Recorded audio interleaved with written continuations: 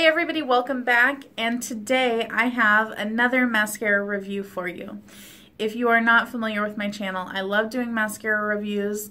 I do not wear false lashes, so a mascara is very important to me, and if it doesn't perform up to my standards, I am not going to recommend it. So I have a whole mascara playlist. I will have it at the end of this video on the screen. You can click on that and see everything that I've reviewed so far.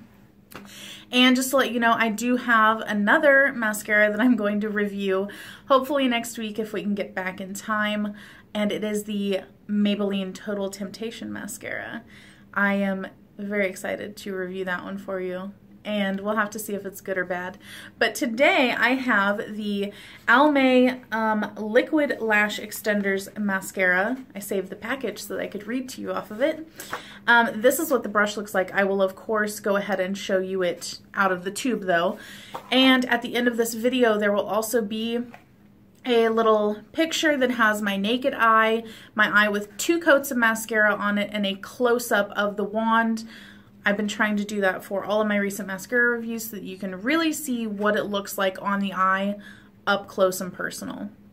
I also will have a couple other pictures because this mascara has some issues. But let's talk about this real quick. It is a lengthening tube technology mascara. It also has fibers in it. So what this is supposed to do is not only lengthen, but it's supposed to encapsulate your lash in like a tube that it will form on each lash, and then it will build upon itself to give you crazy length, and it's supposed to be fairly easy to remove because of the tubes. You just wash them away. Now, I reviewed the Revlon mascara that was supposed to be a tube mascara, the Mega Multiplier, I think it was called. That was quite possibly the worst mascara ever, and it did not form tubes, and everything that they said was a lie. That's the review in a nutshell. But this one, I do feel like there are tubes formed, but I don't feel like they're formed on every lash. Whenever I wash my face, I kind of try to look for them as I'm washing, because they do just slide off in a tube form. And other tube mascaras that I've tried, you can actually see the tubes. It almost looks like your lashes are falling out. And this one, I see a few, but I don't see like as many as what I'm putting on my lashes, you know what I mean?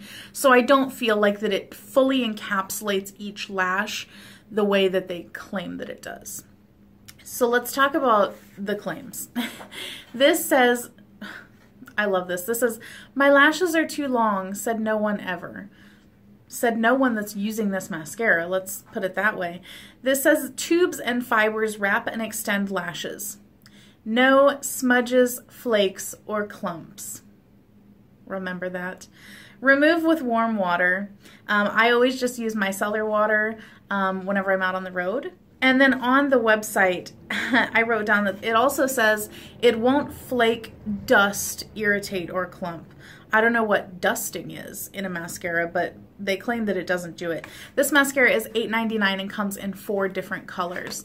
I bought mine in Blackest Black. That's what I always buy my mascaras in. I always go for the darkest color that I can, and I never buy waterproof mascaras. I don't think that this one even comes in waterproof, so there's that, but for reference, I don't like waterproof mascaras. I feel like they're a little bit too harsh on my lashes. Now, at the end of this video, I will also go ahead and give you a picture of what my absolute favorite drugstore mascara is and my absolute favorite high-end mascara. Those are 2 mascaras that I highly recommend, and you can see how my lashes look with those mascaras, and then you can really tell what my desired look is.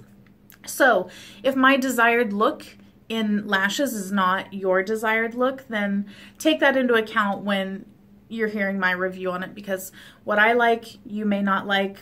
What you like, I may not like. This is the tube. I do like the packaging. It's kind of different. You know, I feel like a lot of drugstore mascaras are kind of plain looking or muted in tone. This is very like in your face. Let's go ahead and look at the wand. Let me put it on my forehead. That way you can see a little bit better. And of course I will give you an up close picture of this at the end. But here is the wand. You can see as I'm turning it that there are little clumpy fibery things. Look at this one is huge. All throughout the wand. This is really, really coated in thick, clumpy, fibrous formula. Put it that way. And I feel like the stopper in here does not scrape off as well as it really should. So you will see in the picture just how much is on here, but I feel like even as I turn it, you can really see that on there. Now, I always apply all of my mascaras the same way, which is why I don't bother to show it to you in the video, because it's just boring and it takes up time that I don't have and you don't have to watch.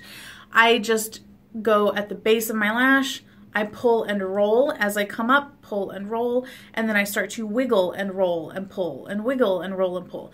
It's that type of thing that works best for me, and that's what makes my lashes look best. You, however, may have a different way of putting it on. I always say everybody just has their own way of doing mascara the way that they feel like is best for their lashes. The mascara itself should be able to accommodate whatever way you're putting it on and perform accordingly. So let me just tell you about this. The brush is very, very large. Look at that. It's like almost the size of my eyeball. And here's where I think part of the problem comes in. The actual bristles are quite long on this. I love a kind of bristly brush as opposed to the silicone brushes, but the bristles can't be too long because then it does create a mess.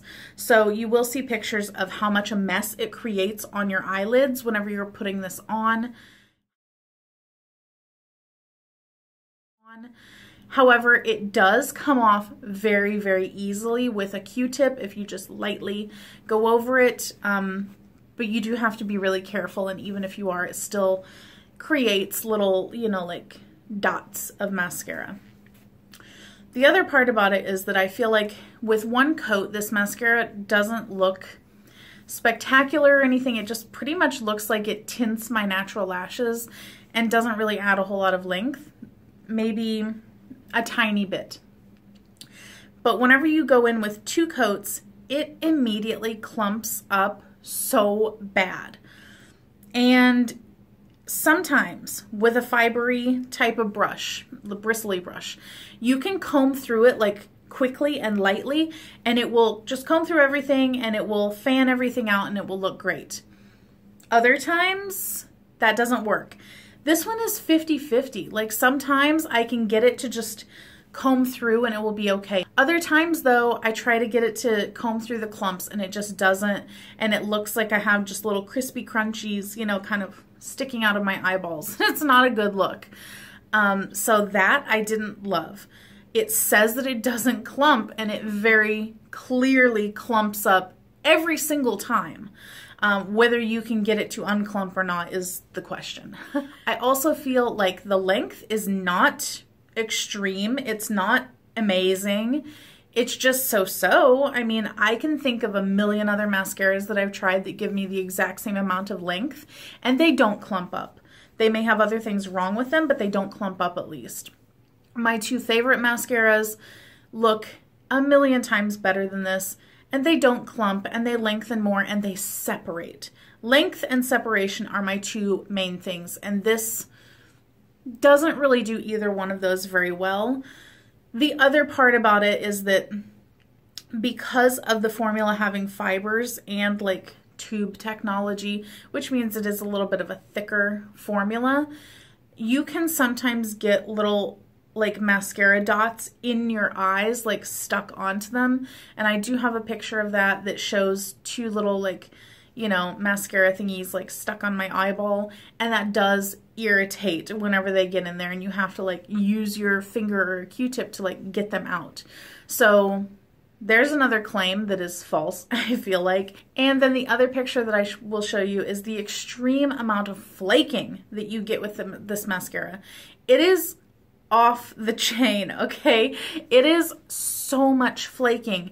And the picture that you will see, I took after 2 hours of wear with this mascara and it was just flaked all over. Even earlier, when did I take those pictures? I took the ones that you'll see of my naked eye and my eye with the mascara on. I took those a couple days ago, and I had only been wearing that for about 30 minutes. And then that's whenever I noticed the two, little dots on my eye. And I had flakes already underneath my eye whenever I went to take that picture. It's flaky AF, and I do not tolerate that. Like, a little bit of flaking here and there, 1-2 flakes throughout the day, no big deal, it happens. But extreme flaking like that, no, I don't tolerate it, so I do not recommend this mascara. I feel like it's going to irritate your eyes. It's going to clump. It's going to flake. It's not going to give you the length. It's not going to give you the separation. So then why are you using it? This was such a waste. I'm kind of annoyed at myself that I had to keep using it just to see, but I mean, I like to test things out on average for 2 to 3 weeks just so that I can really tell if I do this differently, will it change? If I do, something else different, will it make it better? And guys, nothing made this mascara good, so I don't recommend it.